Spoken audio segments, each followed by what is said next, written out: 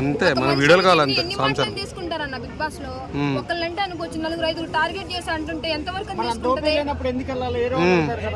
అంటే నువ్వు big boss కి వెళ్ళు 10 మంది మొత్తం నిన్నే టార్గెట్ చేస్తారని ఎవరికైనా చెప్పారా అని ఒక విషయం చెప్తున్నా.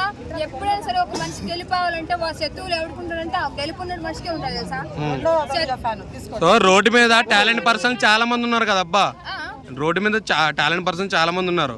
లాస్ట్ టైం నీ నోట్తోనే ఉన్నారు, మన రాముగా ఉన్నాడు కదా రామురాతోడు. ఎందుకు వేరే యాక్టివ్ ఉన్న వాళ్ళు పెట్టవచ్చు కదా, అమ్మ గుర్తొచ్చింది బయటకు వచ్చాడు అన్నావు కదా, సో దాని గురించి చెప్పు. అది వాళ్ళని ఇప్పుడు ఫేమస్ అయిన వాళ్ళని బిగ్ బాస్ को ఇట్లా అంటే సరే బయట గుర్తుపట్టాల ఫేమస్ ఉన్న వాళ్ళని బిగ్ బాస్ లో తీసుకుంటారన్న. రామురాతోడు ఒక్క సంగతం మంచిగా ఫేమస్ అయ్యాడు, తీసుకున్నారు.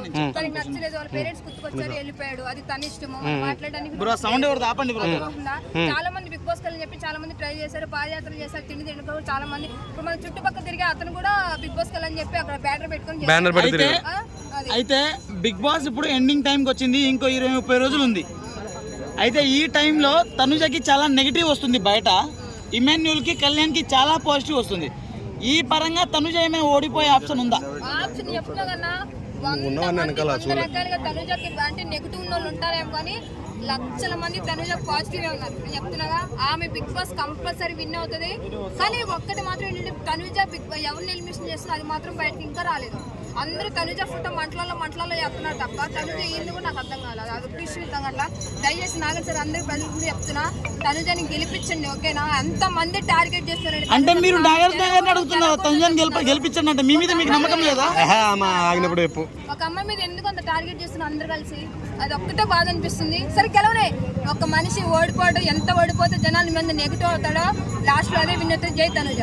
అది కాదండి, అయితే మీరు నాగార్జున అంటే హీట్ ఆఫ్ ద మూమెంట్ లో రీతు ముందు హీరో అనిపించుకోవడం కోసం అలా వెళ్ళాడు అంటారా? అయితే మీరు ఏమన్నా చేసుకోండి అక్కడికి వెళ్ళి, బట్ కళ్యాణ్ ఎందుకు గొంతు పట్టుకోవడం అదంతా అవసరం లేదు. ఏదైనా గొడవ ఉంటే మాట్లాడుకోవాలి, గొడవ ఆడుకొని తిట్టుకోరు. మొన్న తనుజ దివ్య చూసినాం కదా, అలానే చేసుకోండి. కానీ ఎందుకు గొంతు పట్టుకున్నావు ఎటుకుడు కథలో ఒక ఫ్రెండ్షిప్కి రెస్పెక్ట్ చేసి అయినా అసలు ఏం రియాక్ట్ అయ్యాలేడు. సో ఆ ప్లేస్లో నేను ఉంటే చెంప పగల కొట్టి మాట్లాడేదాన్ని.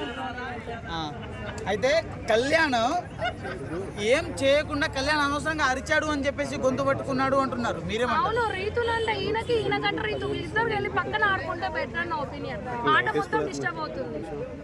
ఓకే, అయితే అసలు నామినేషన్ కళ్యాణ్ పవన్ది ఇమానుల్ది, వీళ్ళ నామినేషన్ మధ్యలో కళ్యాణ్కి రీతుకి ఏం సంబంధం రావడానికి? నేను ఎపిసోడ్ మొత్తం చూడలేదు, ప్రోమో చూసాను. ఆ ప్రోమోలో నేను పీక పట్టుకున్న ప్రోమో కట్ వీడియోస్ ఉంటాయి కదా, షార్ట్ వీడియోస్.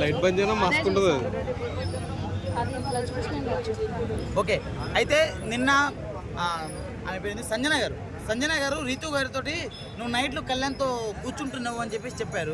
అప్పుడు రీతు గారు దాని మీద చాలా పెద్ద చర్చ పెట్టేశారు. ఇమాన్యుల్ కూడా నువ్వు చెప్పింది తప్పు అంటున్నారు, నువ్వు చెప్పింది తప్పు అంటున్నారు.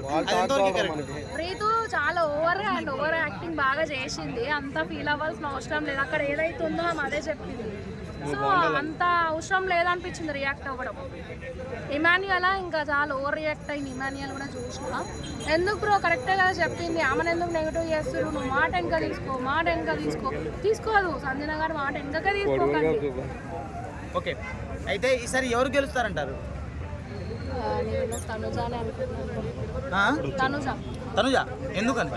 నా ఫేవరెట్ కంటెస్టెంట్, గేమ్ బాగా ఆడుతుంది, మోటివేషన్ స్పీకర్, చాలా అంటే లైక్ ఎక్కడ ఏ ప్లేస్ లో ఎలా ఉండాలో అలా ఏడుపుతో మోటివేట్ చేస్తుందని అందుకేనా? అలా ఆమె బలహీనత అని కూడా మనం అనుకోవచ్చు. ఎందుకంటే ఇప్పుడు